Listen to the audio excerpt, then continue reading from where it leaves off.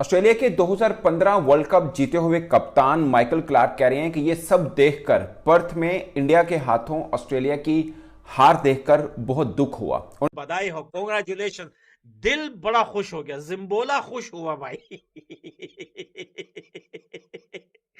जिम्बोला खुश हुआ, इंडिया की जीत पर जिम्बोला खुश हुआ भैया। और पूछो ना पूछो, जिम्बोला बड़ा खुश हुआ। मैं भी खुश हुआ, मुगेम्बो, सब खुश हुए। वेल डन इंडिया, आपने बहुत ओ भाई। दोस्तों, कॉमेडी दुनिया में हर जगह पर हो रही होती है। सिर्फ पाकिस्तान कॉमेडी बोर्ड नहीं है, हर जगह ही कॉमेडी चल रही है। शर्त सिर्फ एक ही है और वो ये है कि आपको मैचेस हारने पड़ते हैं। जैसे जैसे टीमें हारना शुरू होती हैं, उनकी कॉमेडी जो है वो बीच में से निकलना शुरू हो जाए। अभी कोई ताज़ा ताज़ा जो है खबरें आ रही हैं ऑस्ट्रेलियाई कैंप की तरफ से। हेलो दोस्तों, मेरे चैनल पर आपका स्वागत है। अगर आप मेरे चैनल पर नए हैं तो सब्सक्राइब करना ना भूलें। अगर आप मेरे चैनल पर अधिक साप्ताहिक अपडेट चाहते हैं तो कृपया लाइक करें, शेयर करें और कमेंट करना ना भूलें। ऑस्ट्रेलिया के 2015 वर्ल्ड कप जीते हुए कप्तान माइकल क्लार्क कह रहे हैं कि ये सब देखकर पर्थ में इंडिया के हाथों ऑस्ट्रेलिया की हार देखकर बहुत दुख हुआ। उन्होंने बोला कि मैंने ये सीरीज शुरू होने से पहले ही प्रेडिक्ट किया था कि जसप्रीत बुमराह टफ टाइम दे सकते हैं। वो एक मुकामी चैनल के टीवी शो में बैठे हुए थे। उन्होंने बोला कि he bowls fast, straight and full, you miss I hit, और ये कर दिखाया उन्होंने। फिर उन्होंने बोला कि ऑस्ट्रेलियन कंडीशन में कैसे बॉलिंग करनी है, शायद बुमराह ने ऑस्ट्रेलियाई बॉलर्स को ये बता दिया है कि अपनी ही आपकी कंडीशन है ये और इस पर बॉल कैसे करनी है। फिर उन्होंने मानस लबेशाइन को सख्त तनकीद का निशाना बनाया। उन्होंने बोला कि आप कैसे एक सीधी बॉल को बगैर खेल रहे हो और एलबीडब्ल्यू हो रहे हो, और ये स्ट्रेंथ थी कभी मतलब ऑस्ट्रेलिया टीम की, और लबेशाइन इस तरह से के बेबस नजर आए। उन्होंने बोला कि हमें एतराफ़ करना चाहिए कि बुमराह को ऑस्ट्रेलियाई बल्लेबाज नहीं खेल पाए और ऐसा लगा कि जैसे वो थके हुए हैं। ये कौन कह रहा है? माइकल क्लार्क कह रहा है, जो कि ऑस्ट्रेलिया टीम 2015 वर्ल्ड कप जीती हुई टीम का कप्तान रहा हुआ है। उनके जो अल्फाज थे वो बड़े मतलब वो नजर आ रहा था कि एक साबिक कप्तान अपनी टीम को बुरी तरह हार के बाद किस तरह से दुखी हुआ है, हार्ट ब्रोकन हुआ है। और आप सोचिए, मैं कम से कम इमेजिन नहीं कर रहा था कि ऑस्ट्रेलिया कभी हारेगा तो उस पर इतने तनकीद होगी, इतने उनके लेजेंड्स इतने बोलेंगे। आप एलन बॉर्डर को उठा के देखें, आप एडम गिलक्रिस्ट को देखें, रिकी पॉन्टिंग को देखें, अब माइकल क्लार्क को देखें, सब यूं हो रहे हैं कि हमारी टीम को हो क्या गया। दरअसल ये हार नहीं है, ऐसा लगा कि जैसे ऑस्ट्रेलिया कोई BC लेवल की टीम है, कोई कि ऑस्ट्रेलिया ही नहीं है जो इंडिया के सामने खेल रही है। अगरचे चर्चा हो रहा है इंडिया की जीत का, पर्थ का, मगर जो खास चीज है वो जसप्रीत बुमराह की बॉलिंग है, जिसके ऊपर हर बंदा बात कर रहा है कि वो ये कैसा बॉलर है जो ऑस्ट्रेलिया को उसी की सरजमीन में खेलने नहीं दे रहा, किसी एक बल्लेबाज को नहीं खेलने दे रहा।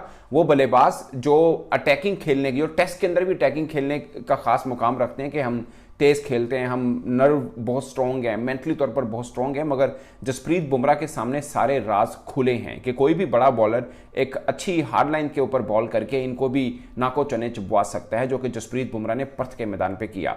अब अगर दोस्तों, कॉमेडी दुनिया में हर जगह पर हो रही होती है। सिर्फ पाकिस्तान कॉमेडी बोर्ड नहीं है, हर जगह ही कॉमेडी चल रही है। शर्त सिर्फ एक ही है और वो ये है कि आपको मैचेस हारने पड़ते हैं।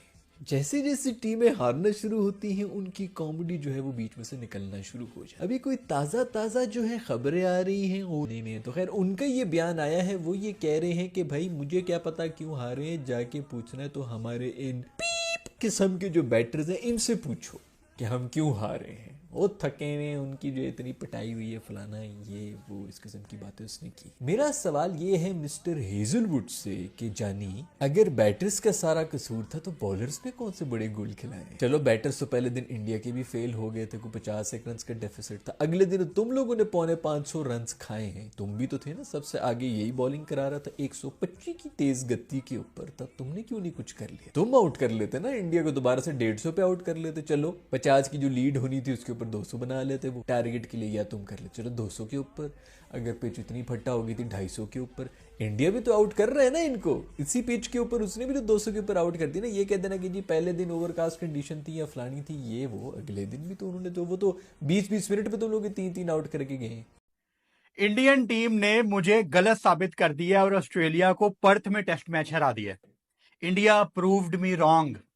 क्या जबरदस्त क्रिकेट खेली है इंडिया ने, तमाम डिपार्टमेंट्स में इतना डोमिनेट किया है कि आप हैरान हो जाते हैं कि क्या ये वाकई ही हुआ है। मतलब कोई कसर नहीं छोड़ी, 295 रन से ऑस्ट्रेलिया को वन साइडेड मारा है पर्थ में।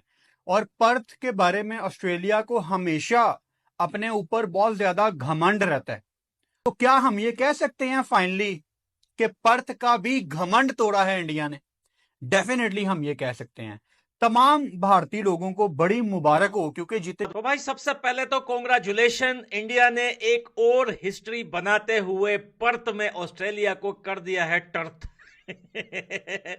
देखो यार, मेरे हाथ में हो ना तो मैं ये एशिया जितनी भी आर्मी है, जितनी भी फोर्स है, इसकी कमांड भी मैं इंडियन के हाथों में दे दूं। भैया आज तो ऑस्ट्रेलिया का ऐसा मुंह थोड़ा है इंडियन टीम ने कि भैया पेट कमिंस क्या बोलते हैं। आप जरा पेट कमिंस की बातें सुनिए। पेट से खराब हो गया है यह बंदा। कहता है इसमें कोई शक नहीं है कि दुनिया की नंबर 1 रैंकिंग साइट पर हैं हम। इस वीक से या इस हफ्ते से कोई फर्क नहीं पड़ता कि हमारे साथ क्या हुआ पर्थ में, या हम आगे जाके क्या करेंगे। अबे भाई तेरे से पूछा किसने कि तू वर्ल्ड का नंबर 1 है या नहीं है। देखें, हमेशा वो लोग मुंह के बल गिरते हैं जो हमेशा खुद को दूसरों से बहुत बड़े मानते हैं, और फिर बिना पूछे बिना सवाल किए साइलेंसर, मिस्टर साइलेंसर कहता है कि भैया इसमें कोई शक नहीं है, हम दुनिया के, भैया सबको पता है कौन किस लेवल पे है। तुझे वो बात करने की जरूरत नहीं है, तेरी टीम क्यों हागी, तू उस चीज पे बात कर।